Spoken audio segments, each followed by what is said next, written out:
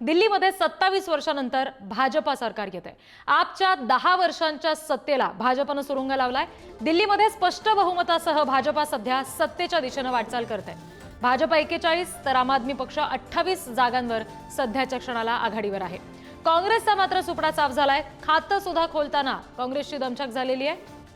त्याच्यामुळे आता इतक्या वर्षाच्या प्रतीक्षेनंतर भाजप दिल्लीत सत्तेत येईल अशी चिन्ह सध्या दिसतात।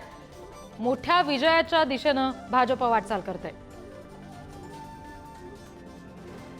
दिल्लीत भाजप सध्या आघाडीवर आहे आणि 10 वर्षांची जी आम आदमी पक्षाची सत्ता आहे त्याला सुरुंग लावण्यात कुठेतरी भाजपला यश येताना दिसतंय। सध्याचे दृश्य भाजप कार्यकर्त्यांचा जल्लोष आपण बघतोय। एकमेकांना पेढे भरवत, घोषणाबाजी करत, नाचत, फटाके फोडत आपला आनंद भाजपचे सगळे कार्यकर्ते साजरा करतात।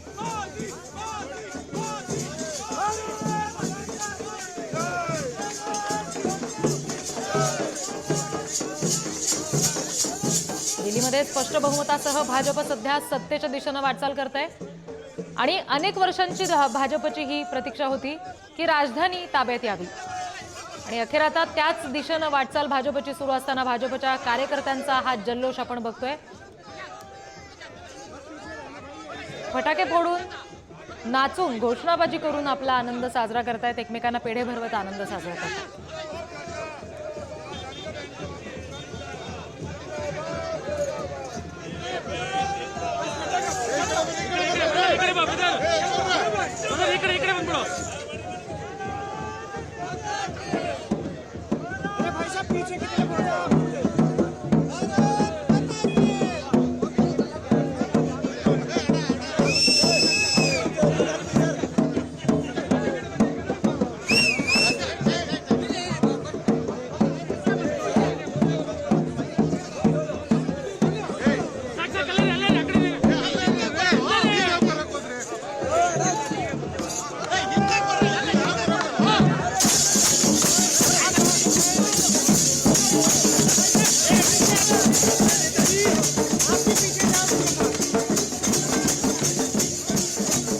आणखी तपशील घेऊया। प्रतिनिधी शिवाजी काळे आपल्याशी जोडले गेलेले आहेत त्यांच्याकडून। शिवाजी, काय नेमकं सध्या दिल्लीत घडतंय?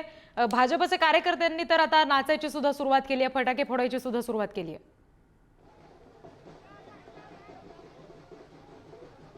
महाराष्ट्राचे सुपुत्र असलेले अण्णा हजारे यांच्या आशीर्वादानं राजधानी दिल्लीमध्ये अरविंद केजरीवाल यांनी दिल्लीचं तख्त सांभाळलं। आपण जसं म्हणतो की महाराष्ट्र दिल्लीचं तख्त सांभाळतो, त्याच पद्धतीने अण्णा हजारे यांना एक प्रकारे शह देत त्यांची फसवणूक करत अरविंद केजरीवाल यांनी दिल्लीत सत्ता मिळवली असा भाजपने आरोप करत होते। आज त्याच अरविंद केजरीवाल यांचं दिल्लीमध्ये पानिपत होताना पाहायला मिळतं आणि पानिपत असं झालंय की ऐतिहासिक असा भाजपने विजय मिळवलाय। 27 वर्षानंतर दिल्लीमध्ये केजरीवाल यांनी यमुनेमध्ये जे पद्धतीनं प्रदूषण झालं, त्यांनी काम करू शकलं नाही, त्या चिखलामधून कमळ उगवताना पाहायला मिळते आणि कमळ फुललेला आहे। मोठा आनंद उत्सव या ठिकाणी आपण पाहू शकतो। लोकांमध्ये उत्साह आहे, फटाक्याची आताशबाजी होताना पाहायला मिळते। दिल्ली के दिल में मोदी है असे बॅनर्स, नारे आणि हा जो रस्ता आहे हा राष्ट्रपती भवनाकडे जाणारा रस्ता आहे। हा पूर्ण रस्ता फटाक्याच्या आताशबाजीने, मोदींच्या नावाच्या जल्लोषाने भरून गेलेला आहे आणि का नसावं, कारण 27 वर्षांपासून या ठिकाणी ज्या दिल्लीमध्ये नूतन भविष्यात असा मोठा विजय मोदी यांच्या नेतृत्वात मिळाला, मात्र दिल्लीमध्ये त्यांना दुष्काळ पाहायला मिळाला होता। 2014 पासून सर्वांगी ठिकाणी आपण मोदी नावाचं गारुड आपल्याला पाहायला मिळालं होतं, जादू पाहायला मिळाली होती, मात्र या ठिकाणी दिल्लीमध्ये कमळ फुललं नव्हतं आणि अखेर आता दिल्लीमध्ये कमळ फुटताना पाहायला मिळतंय। त्यामुळे मोदी है तो मुमकिन है असं जे काय भाजपचे कार्यकर्ते म्हणतात ते अखेर दिल्लीमध्ये सिद्ध झालेलं आहे आणि फक्त मोदी यांच्या नावावरती राजधानी दिल्लीमध्ये लोकांनी मतदान केलेलं आहे। दिल्ली भाजपकडे कोणताही चेहरा नव्हता। अशा परिस्थितीमध्ये या ठिकाणी मोठा विजय जो आहे भाजपला मिळताना पाहायला मिळत आहे आणि मोठ्या फरकाने हा विजय जो आहे तो पाहायला मिळाला। एकंदरीत जर पाहता फटाक्यांची आतषबाजी आहे आणि आनंद उत्सव आहे दिल्लीमध्ये भाजपचा आणि या विजयानंतर राजधानी दिल्लीमध्ये मोठ्या प्रमाणात फटाके त्याचबरोबर ढोल ताशा मोठमोठे ऑर्केस्ट्रा हे वाजत गाजत मोदींच्या नावाचे गुणगान करताना पाहायला मिळत आहे. तर एकंदरीत हा विजय पंतप्रधान नरेंद्र मोदी यांच्या स्ट्रॅटर्जीचा, भाजपच्या विचाराचा विजय आहे. आणि या ठिकाणी जर पाहिलं तर लोक जे आहेत आनंदाने पेढे भरवताना पाहायला मिळत आहेत. आनंदी आनंद आहे, लोकांच्या मनामध्ये मोठा आनंद आहे, लाडू भरवले जात आहेत. तर ही परिस्थिती दिल्लीच्या रस्त्यावरती पाहायला मिळत आहे. दिल्लीचा विजय हा लोकसभा निवडणुकीपेक्षाही भाजपच्या कार्यकर्त्यांना मोठा वाटतो, कारण दिल्लीमध्ये दुष्काळ होता सत्तेचा आणि हा दुष्काळ ओढान ठिकाणा होता. 27 वर्षाचा दुष्काळ होता. सुषमा स्वराज ह्या शेवटच्या दिल्लीच्या मुख्यमंत्री होत्या, तेव्हापासून दिल्लीमध्ये भाजपचं कमळ फुललेलं नव्हतं आणि हे कमळ फुललेलं आहे. आणि एवढा आनंद उत्सव इतर निवडणुकांमध्ये पाहायला मिळत नाही.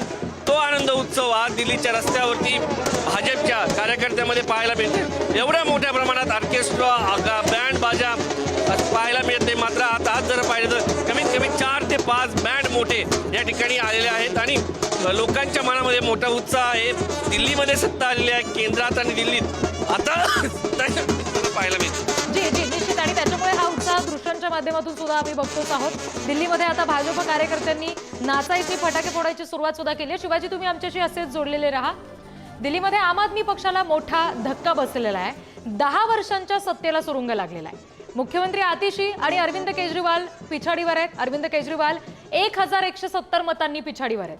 आम आदमी पक्षाचे नेते सत्येंद्र जैन, त्याचबरोबर सौरभ भारद्वाज सुद्धा पिछाडीवर आहेत. पुन्हा एकदा आपण प्रतिनिधी शिवाजी यांची या संदर्भात बोलणार आहोत. शिवाजी, जे दिग्गज नेते आहेत आपचे, जे चेहरे आपण म्हणूया आपसाठी आहेत, तेच आता प्रचंड पिछाडीवर पाहायला मिळत आहेत. काय नेमकी कुठे गडबड झाली असावी, कुठलं नेमकं कार्ड आपचं चाललं नाही, किंवा भाजपचं नेमकं या ठिकाणावर कुठलं कार्ड चाललंय या संबंधित मतदारसंघात?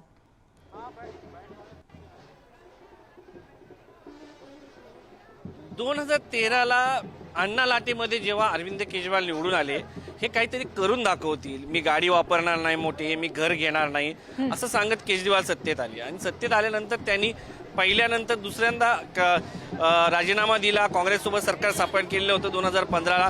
पुन्हा सत्तेत आल्यानंतर त्यांनी काही स्कीम आणल्या, फ्री पाणी, वीज, या स्कीम होत्या. या स्कीम लोकांना आवडल्या. मात्र पाणी कसं, तुम्ही मोफत पाणी देतामध्ये शुद्ध असलं पाहिजे. विकत पाणी घ्यावं, लोकांना पिण्यासाठी विकत पाणी घ्यावं लागत होतं. तर या सगळ्याच्या पार्श्वभूमीवरती जर पाहिलं तर अरविंद केजरीवाल यांना हे दुसरी जी टर्म मिळाली होती, त्या दुसऱ्या टर्ममध्ये ते स्वतःच्याच योजनांमध्ये गुरफटले गेले. शेवटी अरविंद केजरीवाल यांनी जो दारू घोटाळा झाला कथितरित्या, त्या दारू घोटाळ्यामध्ये त्यांचे नेते, त्यांचा परिवार, या सगळ्यामध्ये भाजपने त्यांना गोंधळून टाकलं. त्यांना दिल्लीकडे लक्ष देता आलं नाही, हे स्पष्ट आहे. तर त्याचमुळं दिल्लीमध्ये साधारणपणे जी यमुना नदी आहे त्याच्यामध्ये प्रक्रिया करून पाणी सोडणं महत्वाचं होतं. त्यासाठी सिवेज प्लांट तयार करणं गरजेचं होतं. दिल्लीमध्ये अनेक ठिकाणी ज्या झोपड्या आहेत त्यांना नवीन घरं मिळणं अपेक्षित होतं. मात्र जो पैसा आहे तो योजनावरती खर्च झाला आणि गरजू लोकांसाठी योजना असण्याऐवजी सर्वांसाठी योजना, ही जी केजरीवाल यांची कल्पना होती ती अत्यंत धोकादायक ठरली. आणि त्यामुळेच कुठेतरी दिल्लीमध्ये ज्या महत्वाच्या शुद्ध हवा, पाणी, ह्या महत्वाच्या गोष्टी आहेत आणि देशाच्या राजधानीमध्ये जर या गोष्टी मिळत नसतील तर आपण देश म्हणून कुठे चाललेलो आहोत, हा देखील एक प्रश्न या निमित्ताने उपस्थित होतो. आणि केजरीवाल यांच्याकडनं स्वतःच्या पक्षाला वाचवण्यामध्ये मोठं बळ गेलं. आणि आता सगळ्यात महत्वाचं, हा विजय झाला जरी भाजपचा असला तर यानंतर केजरीवाल यांच्यासमोर मोठी आव्हानं असणार आहेत. स्वतःचा पक्ष वाचवणं, पंजाबमधलं सरकार वाचवणं, आगामी काळामध्ये पक्षाच्या दृष्टिकोनातून वाटचाल जी केजरीवाल यांनी करत सुरू होती ते देखील पाहणं. तर एकंदरीत केजरीवाल भविष्यामध्ये, केजरीवाल हा एक व्यक्ती पक्ष आहे. केजरीवाल हा विचार नाही. भाजपमध्ये पंतप्रधान नरेंद्र मोदी यांचा चेहरा आहे, मात्र त्याच्यासोबत हिंदुत्वाची जोड आहे. काँग्रेस एक सेक्युलरिझम विचारधारा घेऊन पुढे जाणारा पक्ष आहे आणि या विचाराची लोक त्यांच्याशी जोडलेले जातात. मात्र केजरीवाल हे व्यक्ती म्हणजे पक्ष आहे. आणि सगळ्यात महत्वाचं, केजरीवाल यांचा पराभव झाला ते भविष्यामध्ये जसं भाजप म्हणतं की त्यांना पुन्हा एकदा कारागृहात जावं लागेल. सगळ्यात महत्वाचं म्हणजे केजरीवाल यांच्या पक्षाची विचारधारा काय आहे असं विचारल्यानंतर मोठा प्रश्न आहे. कधी कधी मुस्लिमांना जवळ करतात, कधी हिंदूंना जवळ करतात, कधी हिंदूंच्या पुजाऱ्यांसाठी योजना आणतात, कधी मुस्लिमांसाठी योजना आणतात. तर एकंदरीत अशा पद्धतीने विचारधारा जी आहे केजरीवाल यांची सातत्याने बदलत आलेली आहे. त्यामुळे केजरीवाल यांचं जे यश होतं ते योजना होत्या आणि त्या योजना, त्यांच्या फ्रीच्या योजना ज्या आहेत त्याच्यामध्ये शुद्धता असणं गरजेचं होतं. कारण तुम्ही शुद्ध पाणी नाही दिलं, पाणी देताय पण ते पाणी खराब दिलं जात होतं. हे सगळ्यात महत्त्वाचा मुद्दा आहे. मोफत वीज दिली जात होती, भाजप म्हटलं आम्ही ती वीज देऊ.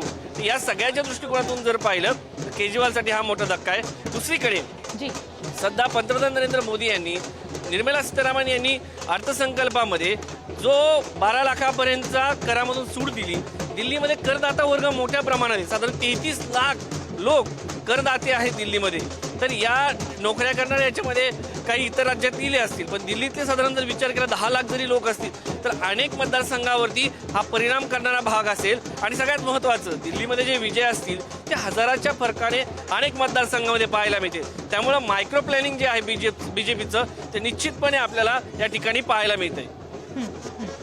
जी निश्चित. शिवाजी, तुम्ही आमच्याशी असेच जोडलेले राहा.